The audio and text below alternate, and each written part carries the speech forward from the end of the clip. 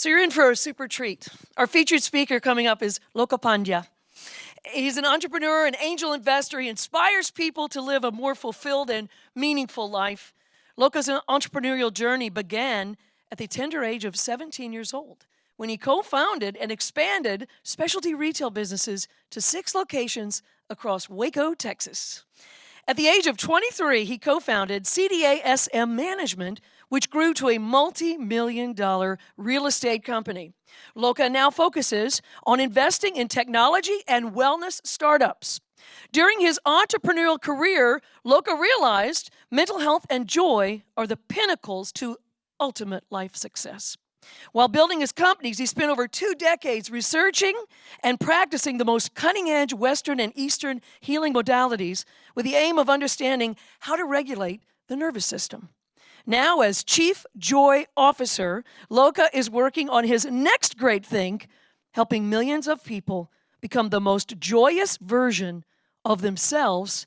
To teach us about the journey to joy, please welcome Loka Pandya.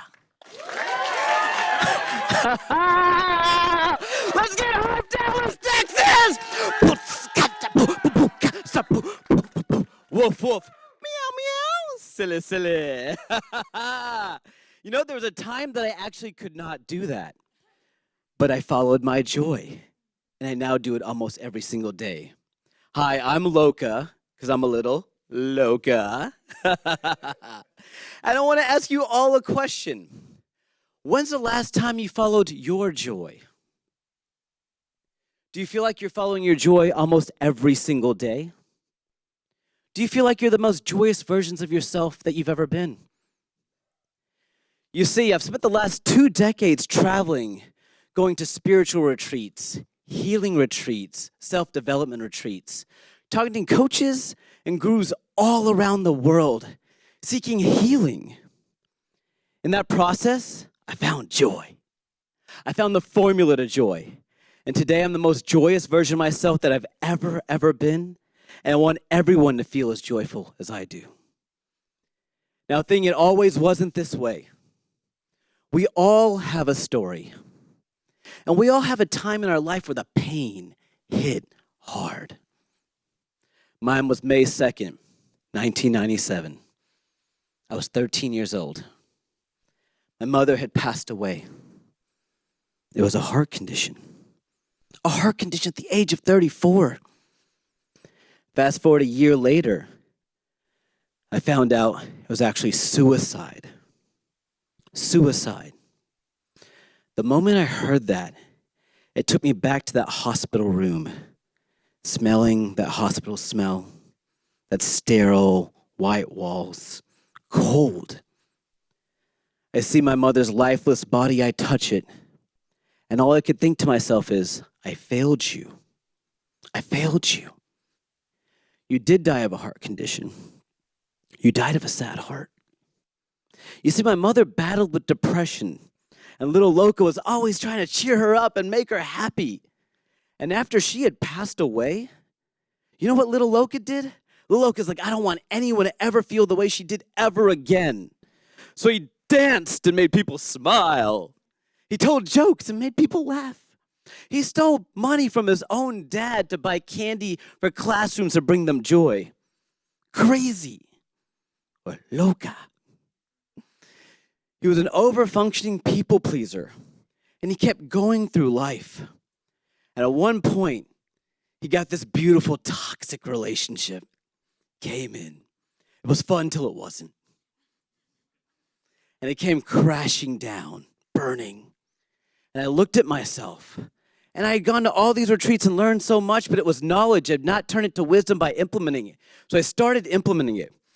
And I found joy. And the first thing to joy is giving yourself permission to have joy.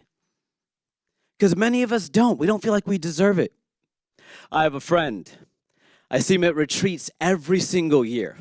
And he comes up to me, he's like, Loka, you're on this mission of joy. Like, what's joy? Like, how do you do joy? So I always have these bubbles on me. So I hand him some bubbles, and I pull some myself, and I blow them. He just stands there tense. I'm like, I'll try it again. I blow it again. Nothing. I'm like, crouching tiger, hidden bubble. Standing right here. I start skipping around and just blowing bubbles all around him. He's like, Loka, what are you doing? I said, joy. What are you doing?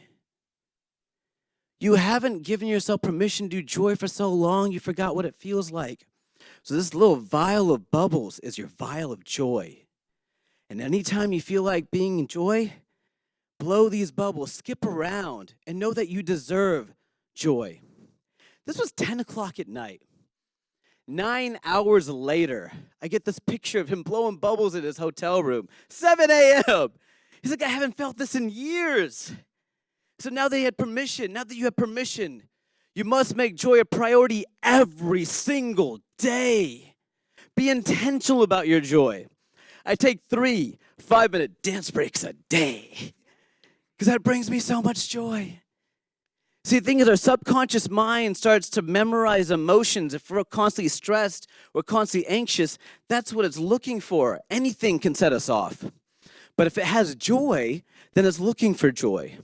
Now, the thing is, if you do joy at the beginning of the day, many people have routines, they feel joy, and the subconscious mind is like, we're going to be joyful every morning.